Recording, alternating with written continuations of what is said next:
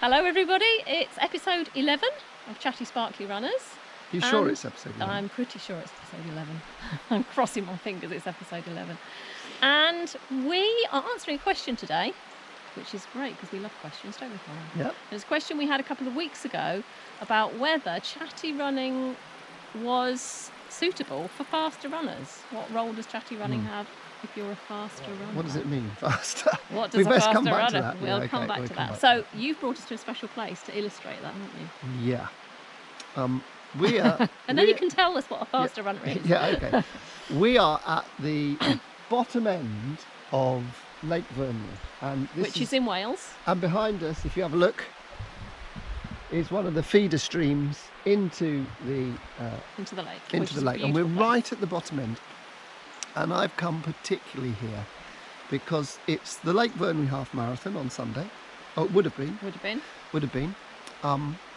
And this is the boundary between two types of runners. And there are only two types of runners as far as I'm concerned. This is the 7 mile mark, isn't it? It's the 7 mile mark of the half marathon of the Lake Vyrnwy. In fact, just here is a board, a big board that says 7 miles on it normally when you're running around.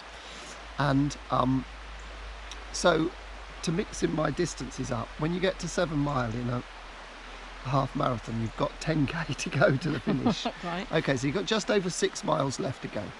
And so when you're here, there are two types of runners, I think, and we're going to say there are two types of runners.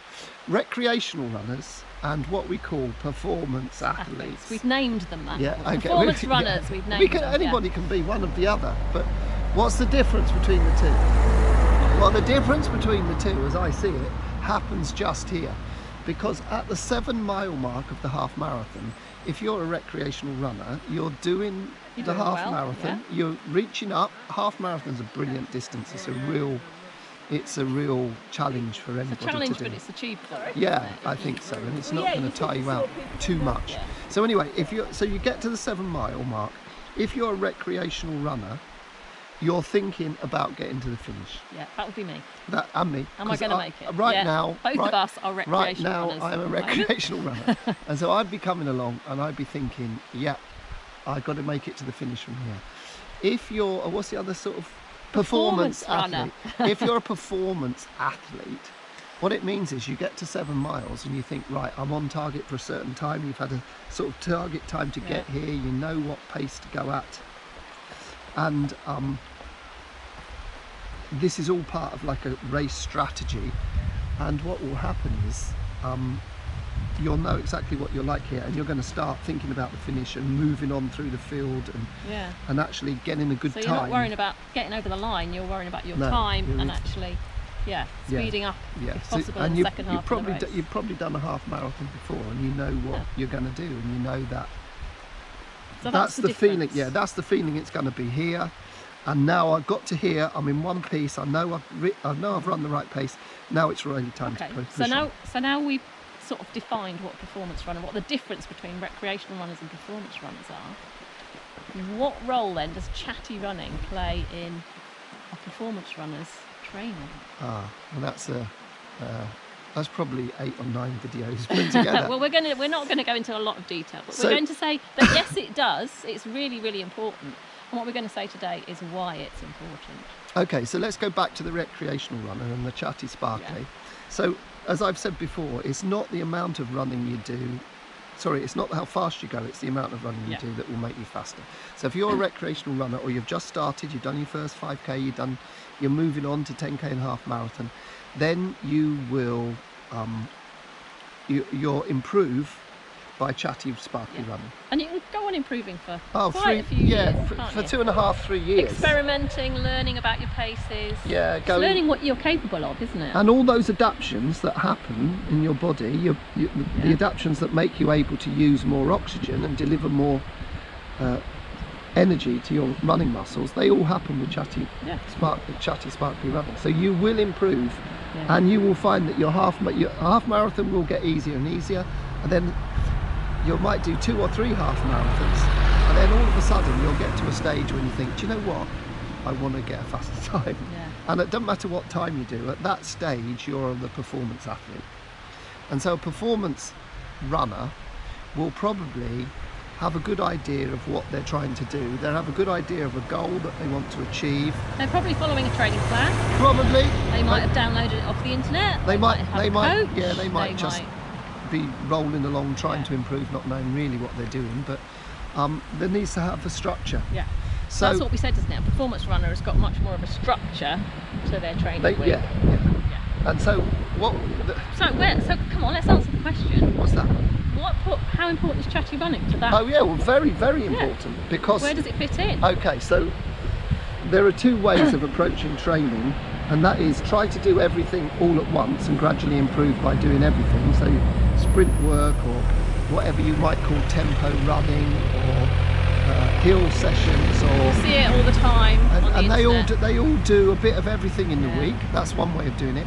And then it's the other, which I do and which you do and which we've had great success with, and that's where you concentrate on one part of your training, and then you can maintain that fitness by doing less of that, and then you add another stimulus. Different types of training. So people might have heard about base training. Yeah. So base training is appearing a lot on the boosting your aerobic system so that your body's able to use more and more oxygen. And in a half marathon, 99% of the energy you use is used with oxygen. So let's come back to Chatty running, because we're going away from it. I want to know. I want you to answer the question. Okay, Colin. go on then. Ask me the question again.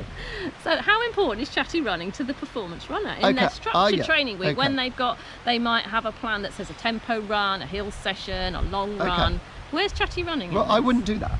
What I would do. I know you wouldn't do that. But they might be doing that. Okay. So what happens is I would do a block of just Chatty sparkly running. Yeah. 10 to 12 weeks. So there's two answers to this question. Okay. There's two parts to this question. Yeah. Number one, even before they go for that training plan, they've got to have a base phase. And they've got to lift their oxygen delivery up so that they're producing more oxygen. And then the Chatty sparkly running, once other things, so say the next stage they're going to do some hills and strengthening or whatever, then what they will do is they will do Chatty running as their recovery day. Yeah. And they would do sparkly running as what they would call fartlek or speed. I think what you've got to remember though is there's a lot of people out there following plans off the internet, because I'm quite interested in them and I sort of have a look at a lot of them. There's not that many people that know about the type of training you're talking about, which is the Lydiard approach. Okay. Yeah. They just don't know about it. They've got plans from their coaches, they've got plans off the internet. Okay. And they're doing that mix. Okay. And what I want you to say is where Chatty running fits into that mixed approach, if that's what they're doing. Well, it will help them recover if that's what their recovery day is. One of the crucial questions is, what's a recovery day for you? So if you're running 6 times a week, then you've got to have at least 4 of those 6 days and should be recovery. Anything that says easy or on recovery those plans, should and that's what it generally says, is recovery and is Chatty. And we'll talk about later what recovery is. And our next video is all about recovery, because that's really important. That's performance runners and recreational runners, everybody. Isn't it? Everybody. Because it's in the recovery that the training happens. Yeah, we'll do that next time. Okay, but the main message of this video is that Chatty running is really important for performance runners. Their easy days are Chatty. Yeah, and I would do a block of Chatty running first. That. But a lot of people won't go easy enough on those days. No, that's what I'm saying. Because they're running too fast. Well, we'll cover that next time, about doing some faster running and how long it is to recover from. That will be the next video. Okay, so I've got to mention Yeah. my old Leeds City team captain, Okay, go. Tony Gill, because Tony has posted a video on Chatty Sparkly. Tony was definitely a performance athlete in his time, but like me, he's now more a recreational runner. And so when I think he's a beginner again from the latest video. So when we used Which is great. So when I used to go up from Bentley Lane and Bentley Grove, where we used to live in Leeds, up to Meanwood Park, we were definitely performance athletes. These days we are definitely recreational. But with a hope of one day perhaps coming back here to Lake Vyrnwy to have another go at, because I love this. Some people hate it because it's so flat, but I love it because you've just got to get the pacing right, and if you get the pacing right, you'll overtake masses of people from about this point onwards. Okay, Okay, so that's enough for today. Next week then, more about recovery. We're coming back here next week. We are coming back here next week. Okay. And we'll show you more of the lake as well, because this is just the 7 mile mark up the other end. Yeah, 7 mile, just here. So next week is, and what we're proving to you today is that Chatty Sparkly running is for everybody. Okay, good. Yeah, that's the main definitely. message of today. Yeah. It's really important for everybody.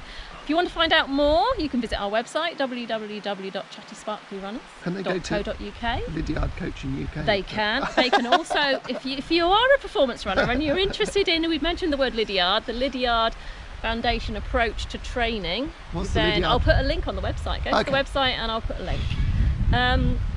Facebook, the video goes on our Facebook page, our Facebook group if you want to pose questions. We're getting a few more questions now, which is wonderful. Yeah. And it's great to be able to answer questions in these videos. Is Tony going to post a video? And Tony's posted his Facebook. He's going to post another We'd video love to see any more people running along with their phones. Chatty. Being chatty, that's great. So we'll see And you notice we haven't moved today. No, we haven't moved. Oh, okay. We'll do a bit of running on the next one, shall we? Okay. So we'll see you next week.